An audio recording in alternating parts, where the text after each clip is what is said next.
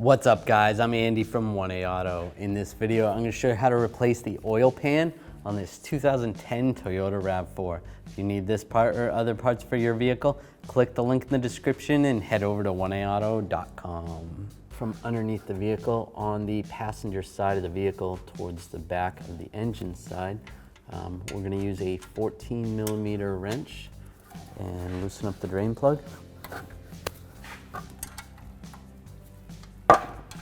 Make sure you put a drain bucket underneath here. Take that drain plug out.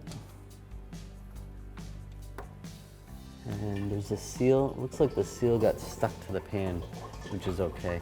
Just keep that in mind. You don't want to double seal it. Just make sure it goes back on the drain plug when you go to put it back together. I'm just gonna grab this gasket or seal.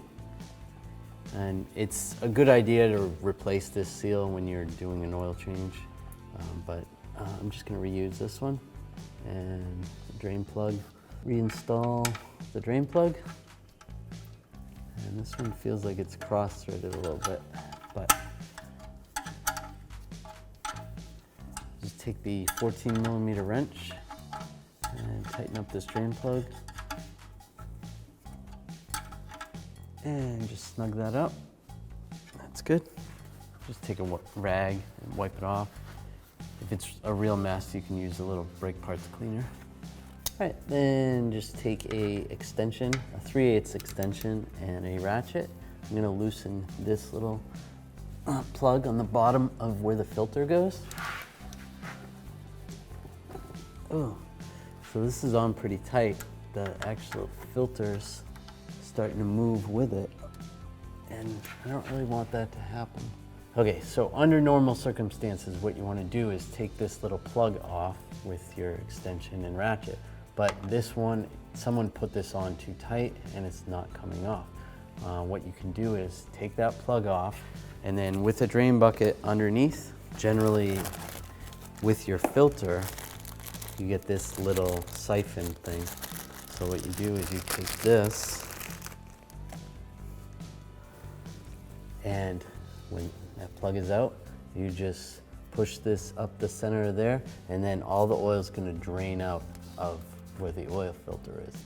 And once that's drained out, you can pull this off, put that plug back in, and generally it comes with a new O-ring, so you can replace the O-ring in there. And then you can take, and normally you need a special filter housing cup that I have. I'll show you in a second. Then you can take the whole filter housing off and you won't get as much oil leaking all over the place. So that's kind of nice on these, but someone tightened that up too tight, so I can't show you that. So here's the oil filter cup. Just line this up. I'm gonna use an extension and a ratchet. And just slide this off. And there is a little lock right there. Just make sure that lock isn't hitting on the filter. There. And then, like I said, keep your drain bucket underneath so it doesn't go all over the place. And it's probably gonna go all over the place. All right, that's loose. Let's see how much of a mess this makes. Oh, not too bad. But if you were able to drain it out, it would have been even less than that. So after all that oil has drained out, I'll just take the old filter out, and I'm gonna replace this O-ring right here. So just push that together, and grab the O-ring. You could always use a pick to pull the O-ring off, just like that.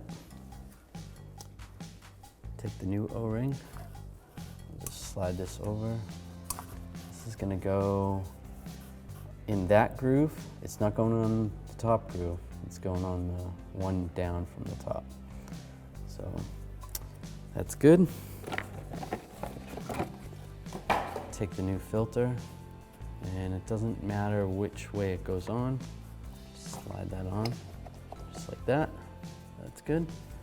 And then we can take this housing, just get it started. Be careful not to cross-thread it.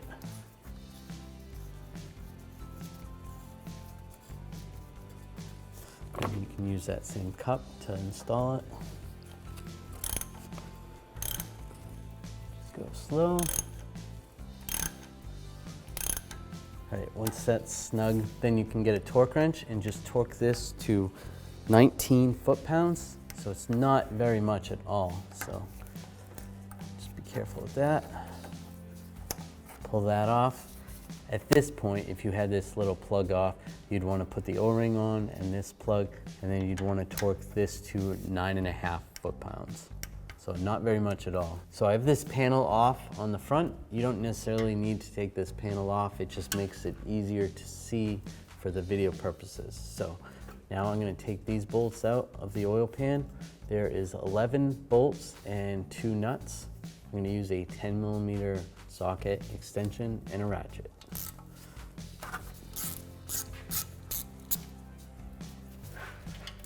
Here's one of the nuts.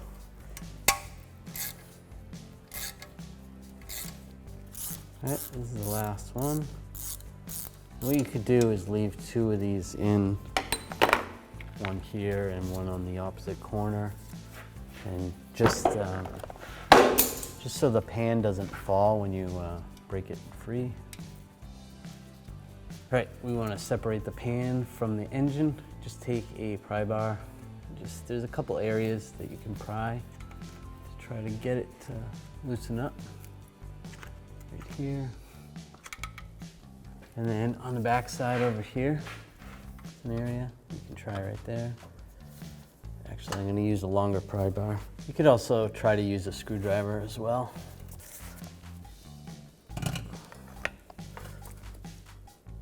And just kind of pry it. Make sure you do have all the bolts out, which I do. All right, so if I use a pry bar right here, loosen this up, try to get a screwdriver in here. Try to break this free a little bit. All right, there we go. So break free a little bit. You want to be careful. You don't really want to mess up the surface on the engine side. So keep that in mind. Let's pry this down a little bit. You take those extra bolts out. Let's just support it a little bit as I'm doing this.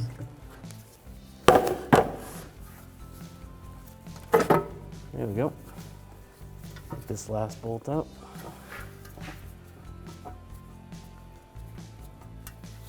And then drop the oil pan down. Just like that. There's a little bit of oil in there. So I'll just dump that out in an oil bucket. What you want to do is take a scraper or a razor blade. Be careful if you're using a razor blade. Number one, you don't want to gouge the surface of the engine, the aluminum. It's pretty easy to gouge it, so. And then peel the gasket off.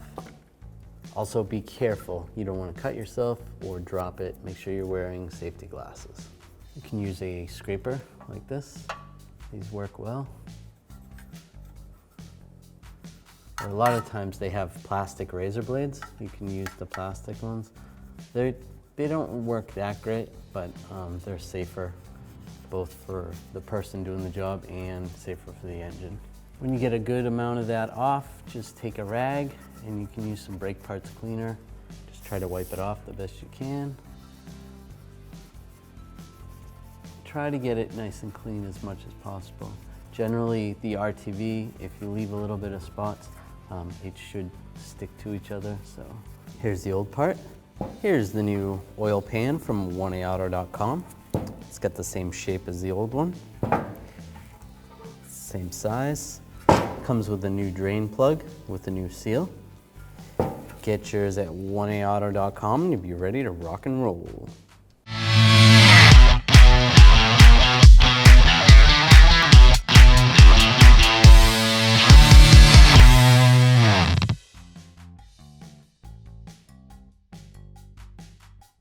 So just because this part is new, I do like to clean it. So I'm just gonna take a little brake parts cleaner on a rag, clean the inside, and then also the surface area where you're gonna put the silicone, or the RTV. Make sure that's nice and clean. Then we're going to take the silicone, and what you're going to want to do is read the directions on the silicone, and they'll tell you how much to use.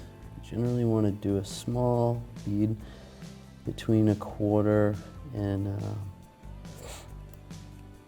not quite 1/2 inch, but about 1/4 inch is good. I'm going to go around the bolt holes. I'm going to go around on the inside the first time around, and then I'll come around and go on the outside of the bolt holes. And that's just preference. You could go around the bolt hole like this if you want. Whatever works for you.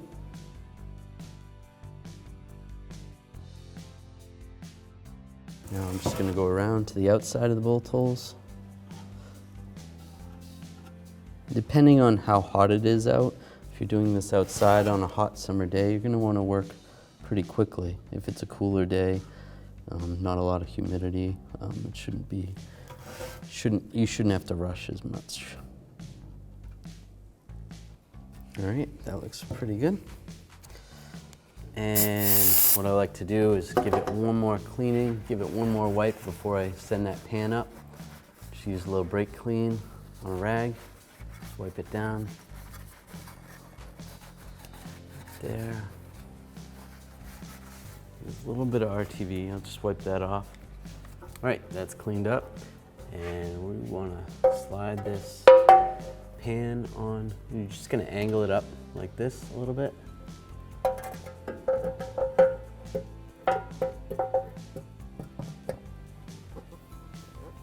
Make sure all those bolt holes line up. Push it up there. Looks pretty good. Take the bolts, get the bolts started.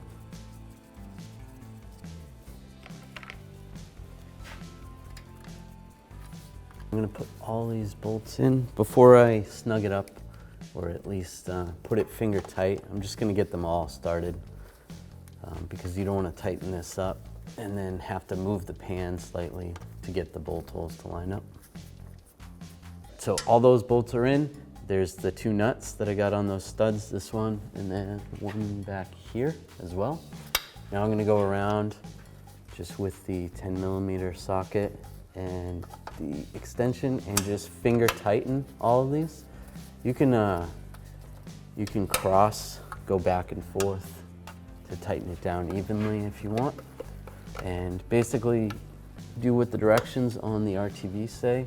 These directions say to snug this up by hand, just like this, and then let it sit for an hour and then go back and torque the bolts afterwards. So that's what we're going to do. Snug these up by hand and then wait 1 hour. So this has sat over an hour. Now I'm going to torque this with a 10mm socket and a torque wrench. I'm going to torque these to 84 inch-pounds. Make sure you're on inch-pounds, not foot-pounds. Now there is a torque sequence. So you're going to start right here. This is number 1. Number 2 is the nut on the back side over here. So once you do that, then pretty much from there you're going to go around. This is number 3. Number 4 is right here.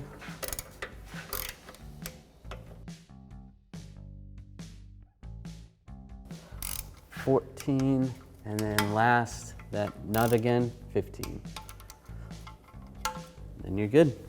Before I put the vehicle down, I do want to just double check the torque on the drain plug.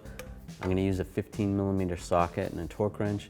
Torque this to 30 foot-pounds. And it's good.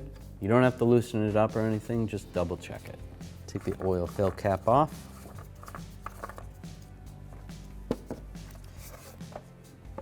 We'll take a funnel, install the funnel. Now I'm going to use the appropriate type of oil. Check your owner's manual to find out what type of oil, and also this one says on the cap.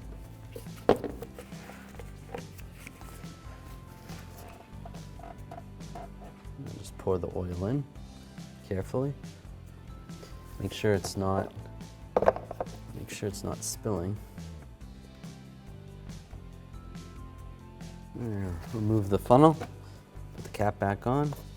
I'm going to start the engine, let it run for about 15 seconds, and then shut it off. Make sure you're on a level surface and check the oil level. Grab the dipstick, take a rag. First thing you want to do is wipe the dipstick first. Put the dipstick back in, pull it out. What you want to do is have the oil in between these two dots, preferably towards the upper dot. And this oil is right on the dot, which is good. And reinsert the dipstick. You're good to go. All right, take the key, turn the vehicle to the on position without starting the vehicle. And over here where the trip button is, push the trip till you get to trip A. And then we're gonna shut the key off. We can keep the key in there, but just shut it off. And then we're gonna press and hold the trip button, turn the key to the on position. You're gonna see these little dashes flashing, and then it's gonna go to all zeros. And then once you see trip A again, release the trip button, and your oil life is reset. Thanks for watching. Visit 1AAuto.com for quality auto parts shipped to your door, the place for DIY auto repair. And if you enjoyed this video, please click the subscribe button.